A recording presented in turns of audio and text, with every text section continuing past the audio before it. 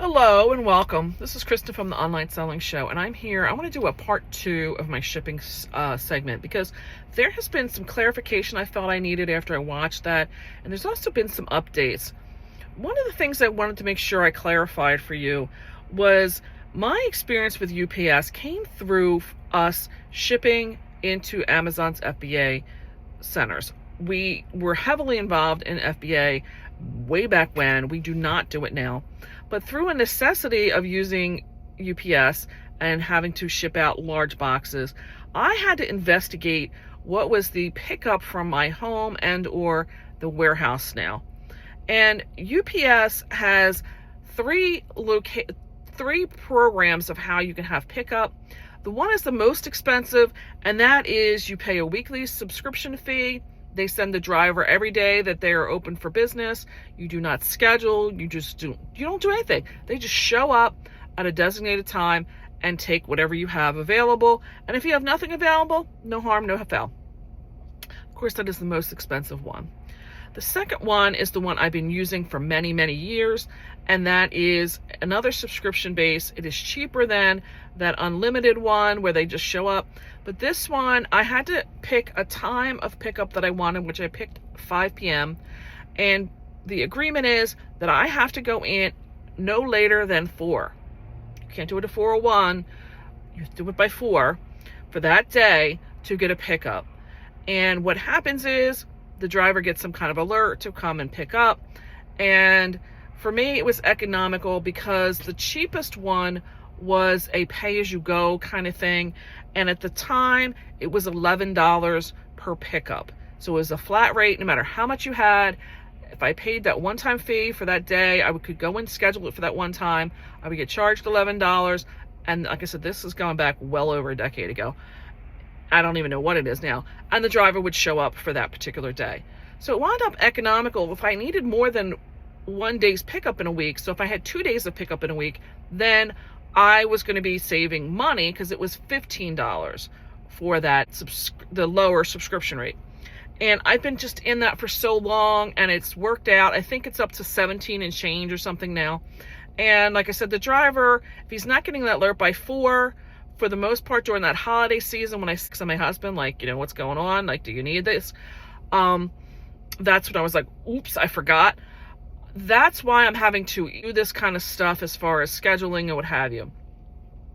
During this current season, we were getting rates showing up for printing, but I was finding that it wasn't necessarily the cheapest rate, but Amazon especially was doing this game of just showing what their preference of you shipping it out for was. So I was having to go through the available things, and I was finding that in doing so, there was cheaper rates that still met the delivery window of what they gave for the buyer to receive it by, and it was cheaper.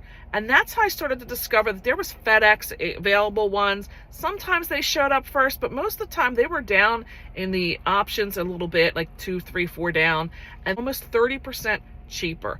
Maybe they've always been there. I don't know. I didn't notice it until this particular season. And I found that with how much the difference was, it was worthwhile to investigate that. We started printing that, figuring that I would just drop it off here and there through the years. Like, I've had a need where I've scheduled pickups to come and get stuff, but the vendors themselves had prepaid the labels because my vendors were usually making some kind of it, like they sent me the wrong item, they sent me too much of an item, something came, it was defective, whatever it may be. They were giving me a prepaid label, which meant any kind of like charge for pickup was being incurred on that prepaid label. So I myself have not had any experience in FedEx with picking up. So I just figured it was going to be another similar thing where I could just go on, I could sign up for that type of like a subscription or a one-time fee and what have you, and just get a driver to start picking up. And that was where I started to realize that they wanted to charge me $3 per package per pickup. It was not like UPS where it was just a one-time fee with, they didn't care how many boxes the driver was picking up, which makes sense to me. You wouldn't mind paying $15 for the driver to come to the house if I knew I had more than that much in dollars and cents savings worth for them to take the stuff. When I heard and I went on and I read that, I was like, this is nuts. The only other option was for me to contact my sales rep. Well, if you're not aware, when you are printing off of eBay, Amazon, pirate ship, those types of things, you are not printing under your own account. You are printing under theirs. So for me, that if I were to contact FedEx right now and say, hey, I need this, they're not going to know me from Adam, first of all, because I have a FedEx account, but I don't ever use it for any kind of postage printing. And I don't have any volume under that because all the volume has been under these Amazon accounts that I've been printing for, or eBay. And I've had to learn that very early on.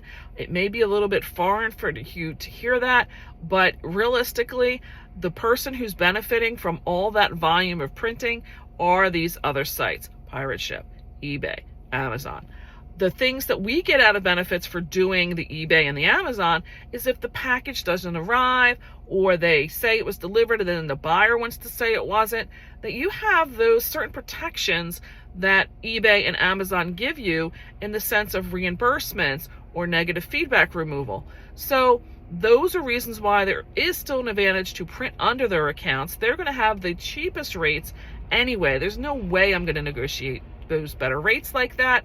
And for the most part, it hasn't been that much of a detriment to me paying out the subscription piece to UPS. I just figured I could get into it with FedEx. When I started to realize it was not something like that is when we investigated going to this Walgreens, because they had drop-off locations on the site that you could find on FedEx. The first one was not an area that I'm like regularly in. They took a very large box with like 6 or 8 other boxes with it. When I say large, I'm talking like 29 by 20 by 17 in size. They took it, no problem. The next time was when my husband tried to go, figured this was going to be an easy solution for us. We could just drop one off because we have one in town. My husband took another similar size box, not quite that large, maybe 24 by 12 by 12 or something. And that's when he got it there, and they gave him the whole explanation that was not going to fit in this cabinet. It happened to be Veterans Day. He had that and probably about a dozen or so other packages with him. He texted me and was like, I don't know what you want me to do. And I said, just bring the stuff back, because on the Tuesday after Veterans Day, I had an incoming shipment from a vendor, and I figured I could talk to my driver at that point in time and find out where there was going to be a drop-off location that would work. And when my husband was talking to this driver, again, which I've made mention of, FedEx in this location, and I believe it probably is nationwide, is that the home ground scenarios are franchised. The express and freight are FedEx employees themselves. And when the driver started telling my husband, he's like, just give them to me today. And I said to the driver then, like, I don't know if that's the solution, because I've tried to use this scenario with returning packages from my vendors, and they were like to call and schedule. And his response was, oh, what are they going to do? Fire me? I don't care. He's like, there's no way they're going to fire me. I said, well, if you get any kind of flack, I want to know about it. So this went on for about a week, and then he came back and he said, my boss talked to me yesterday. He says, I can't do that. I said, no, I don't want you getting into any scenarios at work. I don't want you. We will find something else. He said, I'll take these today, and I'm going to let my boss know that we talked. And I said, that's fine. We will find another solution. And I asked him then, what other locations are you picking up from? And he talked about the Dollar General being one. That is another location. And he said, I can talk to them over there if you want. He said, because I know we were coming into, at this point in time, the height of the season of Black Friday. I said, we would appreciate it. So we started using Dollar General. So the first time I went, I probably had about 20 to 25 packages. They were of sorted sizes, not many very large ones. And the guy helping me started to ask me, like, is that everything? I said, the driver mentioned that he'll be back. Just text him. He'll come by pretty quick and pick the packages up so you don't have a lot of them. And it must have been his supervisor standing there looking at me with this. And she's like, we're going to have to start setting a daily limit on how many people, or how much people can drop off. And I thought, back up. The driver also said when his boss was speaking to him that the reason is these drop-off locations make a per package charge on the drop-offs. And so it's a money maker for these places when they get packages in from people dropping off for the FedEx services. And that by him just taking them from us, he was basically withholding earnings from other businesses in the area for drop-off. She didn't really say anything more than that. He took all the packages at the Dollar General and I went on my way. So this happened about 2 or 3 times. Season was still like getting very ramped up, and I went in, and every time the one guy helped me, he was very nice. There was one woman in the back, a different woman, and she's saying, well, these all have to fit on this shelf. Like, she was kind of concerned in the sense that I guess she had to do her job. So she was taking packages, putting everything in the system, and really making it very nice and neat and getting the stuff in the packages. So this is where I learned that Walgreens had a cabinet everything had to fall into. So now all of a sudden, apparently this shelf at the Dollar Green was where all their stuff had to fit. It came to a head, I want to say, the Friday between Christmas and New Year's, when we probably had about 40 packages of a lot of different sizes. Some of them were like 48 by 8 by 8, so you're talking very tall, thin. Some were like the 24 by 12 by 12, that various different sizes. I brought a whole cart full in myself. My husband had some, my kid had some. All of a sudden there was a note behind the register that they were not accepting boxes over a certain size, and I'm going to say it was like 24 by 24 by 24. I don't know. Now, and it was totally new people. One guy was telling my husband he couldn't take the one package that was like, I don't know, like 12 by 12 by 12 or something. He's like saying like that's the biggest size package. And my husband's like looking at the sign over the guy's shoulder, and the guy's like, the drivers don't want to take anything bigger than that. I'm like thinking, really? So I said to the guy, can we just leave, can you check all this in and we'll just leave this cart over here? It was kind of out of the way, but still kind of behind like where they worked at. Text the driver, he'll be here. You know, he told me give him a half hour, he can come over. Oh, no. Couldn't do that. I thought, you know what? This is really, they're not really willing in the FedEx to work with us. Drop off, I don't know that the company themselves are aware that these drop off locations are not wanting to really work in this program. I don't know how, you know, the site doesn't say anything, like you can only take a certain limit to these drop-off locations. There's no size limitations on these FedEx websites about that. I'm thinking, I don't know how, we're just trying to use their services as a customer. I don't know what else. I understand that, you know, they are a business and still trying to do their own business, but if this is a service they want to participate in, they really need to either educate their people better as to why we want to take these packages. I don't know, but like I said, picking up $3 per package is I can't do it. So I told my husband, you know, we left what we could, and I said, we'll just deal with this after we get back, because we were going to my father-in-law's for the weekend. And when we got back, I found a local, what is known as a pack and mail place for us, and they have been very gracious. I mean, holding the door for me, coming out to help me get the packages out. Very, very nice. And if you're not familiar, at least this particular pack and mail, yes, they will do any kind of packing you need them to do. They ship everything from DHL, even every type of thing. They have a Western Union storage units there. I think a Hertz rental truck dealership or something. So they have multiple streams of income coming in. It's a very well-rounded type of thing. But I think it was a husband and wife I dealt with the first day. They were both, whatever you need, just bring it in. Like, happy to see the volume of what I was bringing. I mentioned to her about the driver and this, you know, getting a certain income from it. She didn't seem to think that, like, she had ever heard of that. So I'm not aware if that is true. But the second time I did go back, there has been another one, and I believe it's like an employee, and they was helping with the packages, and he says, well, do you just wait to be scanned? I mean, you don't have to wait. And I said, well, I want to wait because I want to make proof that everything was dropped off. So they helped the gentleman in front of me. And then when it came up and he starts checking me in, and he says, you do realize that this check-in that you have is only like an internal thing. It doesn't actually get checked into FedEx until the driver actually takes them from us. And I said, no, I was not aware of that, because every place we've been to, whether it was Walgreens, it was this Dollar General, or them, have all had like one of them barcode scanners. And the Walgreens and Dollar General, I would get like a text message as proof of dropping the stuff off. And then they gave me a receipt. And I said, well, no, I just figured that that's what you were like doing. And he says, no, until the driver takes these, that's just there as an internal for us in case anything ever like got lost. And I'm like, really? So I thought, wow, what issues could I have from that with not having proof of pickup, right? And then this particular week, I had a buyer open up an A to Z claim on Amazon for not receiving their goods. Of course, it happens to be like an $80 package. It's supposed to be covered under, Amazon. And I lost the case because they don't dispute that I bought my postage through there. But this was during the time when I was dropping off at the Dollar General. There was never any proof of it being turned over to FedEx. It never went anywheres.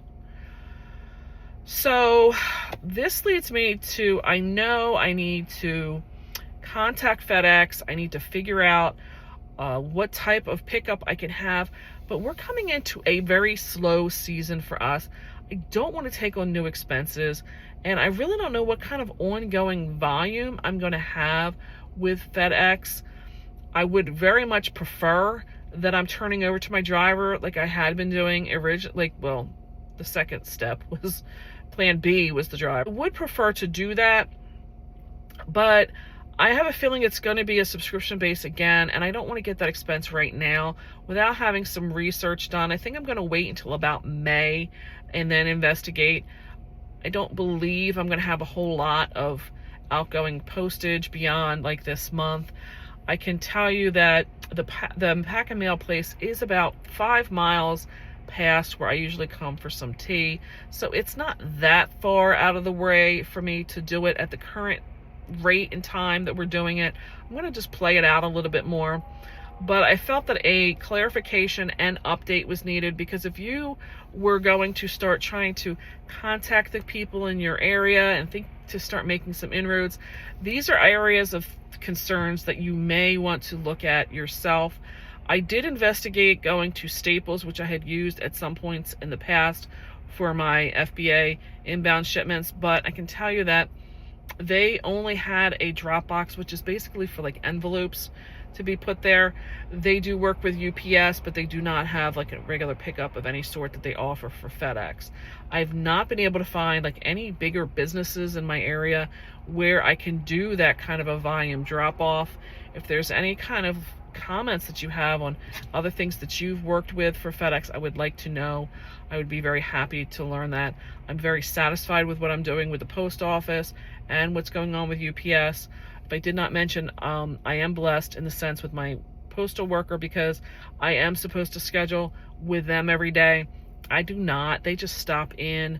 You're supposed to have like, I think, a priority mail or international package or something for them to be able to facilitate pickup. I don't know if any of that changed when they went into the Ground Advantage, but I don't do a whole lot of priority anymore. And based on the volume and the history, they just stop in every day, and that's fine. I'm more than happy.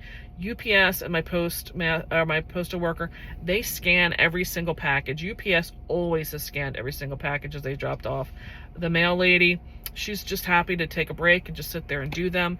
We sit and chit chat, and that's fine. I can't say that everybody's going to have that same scenario. I know in my past they've all wanted those scan sheets, but truthfully, I've not found a really good, effective way to get a scan sheet out of the eBay system. I probably do need to do a little bit more research on that. And I'm printing out of like 4 different places right now, and I don't know that I'm going to be changing what I'm doing right now with them. And I don't know that I want to sit there and have to worry about which ones I can get a scan sheet and cannot, and separate packages. And no, it's working for me, so be it. I will be saying bye. I would appreciate any comments, any concerns, questions, whatever you want. Leave them down below. I'll see if I can help you out with that. Would appreciate a thumbs up if you got any good content out of this. If anything, maybe it's going to help you in thinking through some of the own hurdles and problems that you're facing in your own shipping needs. And for now, I'm going to say bye, and I'll catch you on the next one.